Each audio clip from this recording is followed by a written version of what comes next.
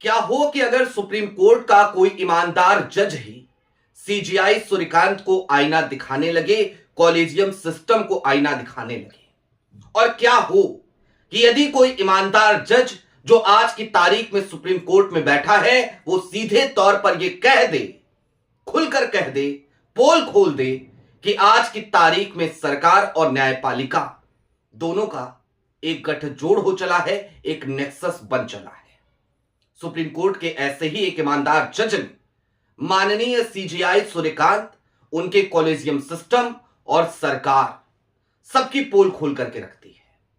और एक ऐसे जज ने जिनका कार्यकाल अभी 2029 तक है, 2029 तक वो सुप्रीम कोर्ट में बतौर जज कार्यरत रहेंगे। कौन है वो जज? क्या बड़ा खुलासा किया है उन्होंने? क्या आईना दिखाया है उन्होंने? या फिर कि कैसे हेकड़े निकाली है उन्होंने? सारी बातें जरा विस्तार से करेंगे। नमस्कार, मैं स्वप्निल और आप मुद्दा देख रहे हैं। दोस्तों, आगे बढ़े उससे पहले वही छोटी सी अपील। मुद्दा इन दिनों एक गंभीर आर्थिक संकट से जूझ रहा है। एक तरफ हमारे मेन बैंक अकाउंट फ्रीज चल रहे हैं, तो दूसरी तरफ हमारे 2.5 साल पुराने चैनल को हमसे लंबे समय तक छीन कर रखा गया था। ऐसे में डे टू डे ऑपरेशंस में मुद्दा को काफी मुश्किलों का सामना करना पड़ता है। लिहाजा आपसे गुजारिश है, यदि आप चाहें तो स्क्रीन पर दिख रहे क्यूआर कोड या फिर के नीचे दिख रहे यूपीआई नंबर के जरिए मुद्दा की छोटी छोटी मदद जरूर कीजिएगा। अब आगे बढ़ते हैं। जिस वक्त देश आजाद हुआ और देश ने यह तय किया कि हम लोकतंत्र के रास्ते पर चलेंगे और भारत को दुनिया का सबसे बड़ा लोकतंत्र बनाएंगे, उस वक्त पे 3 स्तंभों पर इस लोकतंत्र की पूरी नींव रखी गई: कार्यपालिका, विधायिका और न्यायपालिका। लेकिन दोस्तों, हालिया दिनों को ही अगर याद कर ले केवल, तो माननीय चंद्रचूड़ साहब और उसके बाद बीआर गवई साहब से बड़ी उम्मीदें थी, लेकिन वो उम्मीदों पर कितना खरा उतरे, या आज की तारीख के माननीय सीजीआई यानी कि सूर्यकांत, वो इस देश में लोकतंत्र के, संविधान के कितने बड़े कस्टोडियन हैं, इसको लेकर अक्सर ही विश्लेषण लोग करते रहते हैं। लेकिन इन्हीं सबके बीच कुछ जज हैं जो ईमानदार हैं, तो ऐसे में उन ईमानदार जजों पर भी बात होनी चाहिए। और ऐसे ही एक ईमानदार जज हैं। सबसे पहले आपकी स्क्रीन पर एक खबर है, इस खबर को जरा गौर से देखिए। हाई कोर्ट जजों के तबादलों पर जस्टिस उज्जवल भुइयां की तीखी टिप्पणी, बोले न्यायपालिका की साख को खतरा। उज्जवल भुइयां एक ऐसे जज हैं जिनका कार्यकाल अभी लंबा है, 2029 तक वो सुप्रीम कोर्ट में रहेंगे, मैंने आपको बताया। अब इस हेडलाइन से आपको सारी बातें समझ में नहीं आ रही होंगी, लेकिन उन्होंने कहा क्या, किशोर इशारा किया, और उसके आलोक में 2 मामले हालिया दिनों के, उसको अगर देखा जाए तो एक बात समझ में आती है। भाई, न्यायपालिका की जिम्मेदारी क्या है? न्यायपालिका की जिम्मेदारी है चेक एंड बैलेंस बना के रखना। जहां कहीं भी कार्यपालिका से गलती हो रही है, वहां पर अंकुश कौन लगाएगा? तो संविधान और लोकतंत्र में एक सिस्टम बना और कहा गया कि न्यायपालिका अंकुश लगाएगी। लेकिन क्या वाकई में न्यायपालिका अंकुश लगा रही है? या फिर कि अगर लगा रही है तो जो ईमानदार जज अंकुश लगा रहे हैं, सरकार की नकेल कस रहे हैं, उनके साथ क्या हो रहा है? इसको लेकर उज्जवल भुइयां ने बहुत सारी बातें कही। मसलन उज्जवल भुइयां ने हाईकोर्ट जजों के तबादलों में कार्यपालिका के कथित दखल पर गंभीर चिंता जताई है। उन्होंने साफ शब्दों में कहा कि यदि जजों को सरकार के खिलाफ दिए गए फैसलों के कारण इधर उधर किया जाता है, तो यह न केवल न्यायपालिका की स्वतंत्रता पर सीधा हमला होगा, बल्कि उसकी साख और विश्वसनीयता को भी गहरी चोट पहुंचेगी। ये पुणे के कार्यक्रम में संबोधित कर रहे थे, वहां पे उन्होंने सवाल उठाया कि सी न्यायाधीश को केवल इसलिए दूसरे हाईकोर्ट में क्यों भेजा जाना चाहिए क्योंकि उसने सरकार के लिए असुविधाजनक आदेश पारित किए हैं। उनके अनुसार इस तरह की प्रथाएं न्यायिक स्वायत्तता के मूल सिद्धांतों के विपरीत है। उज्जवल भुइयां ने क्या कहा? और उन्होंने कहा कि अगर ट्रांसफर करना ही है तो कार्यकुशलता के आधार पर होना चाहिए, न कि दबाव या फिर कि ईमानदार जजों को सजा देने के तौर पे किसी का ट्रांसफर किया जाए। अगर किसी जज को इसलिए स्थानांतरित किया जाता है क्योंकि उसने सरकार के खिलाफ कुछ आदेश दिए, तो इससे क्या संदेश जाता है, क्या मैसेज जाता है? और अभी मैं आपको 2 मामले ऐसे बताऊंगा। यह संदेश जाता है कि स्वतंत्र निर्णय की कीमत चुकानी पड़ेगी। उनका कहना था कि ऐसी धारणा बनना ही न्यायपालिका के लिए खतरनाक है, क्योंकि इससे जजों पर अप्रत्यक्ष दबाव पैदा होता है और वे स्वतंत्र होकर फैसले देने से हिचक सकते हैं।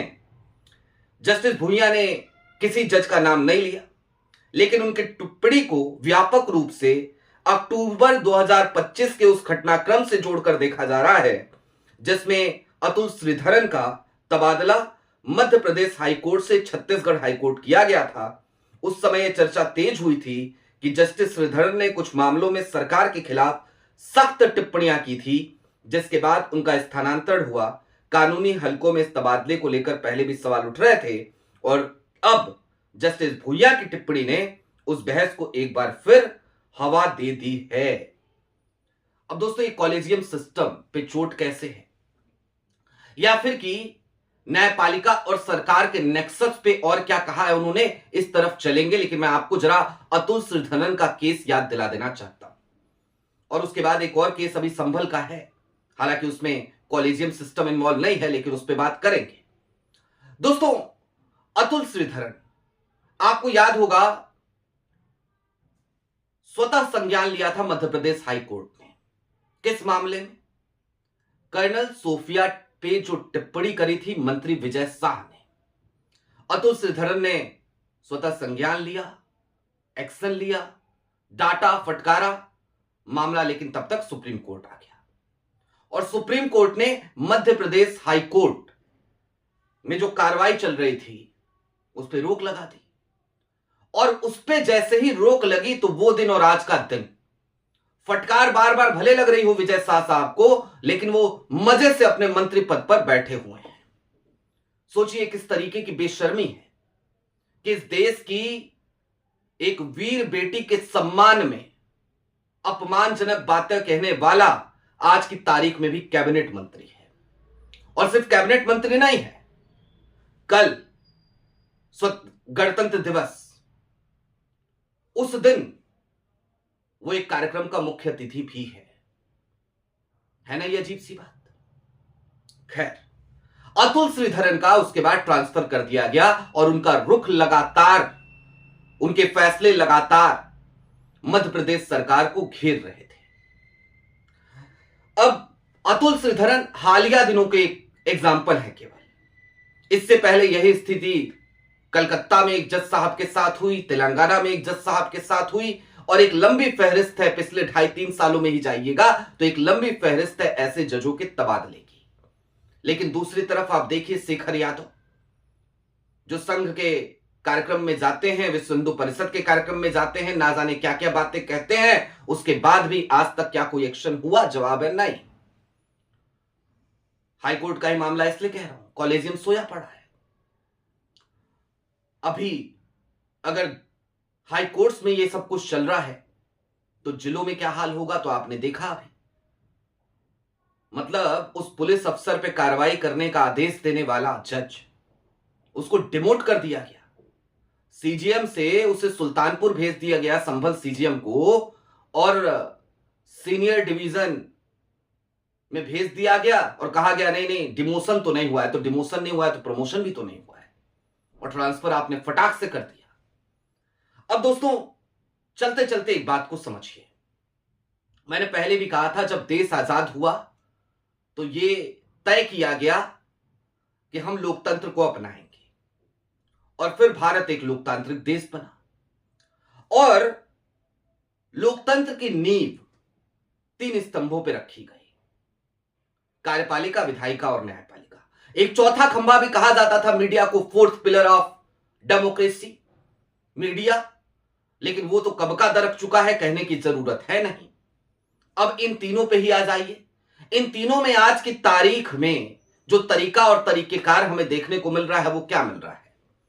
माननीय सूर्यकांत जाते हैं योगी आदित्यनाथ जी के साथ एक मंच पे, तो माननीय सीजेआई सीधे तौर पर, माननीय मुख्य न्यायाधीश सीधे तौर पर तारीफ में कसीदे पढ़ते नजर आते हैं योगी आदित्यनाथ के। एक निजी कार्यक्रम में भी अभी पहुंचे थे, कुछ लोगों के साथ वहां पे वो दिखाई दिए, वो भी अभी आपने तस्वीर देखी होगी।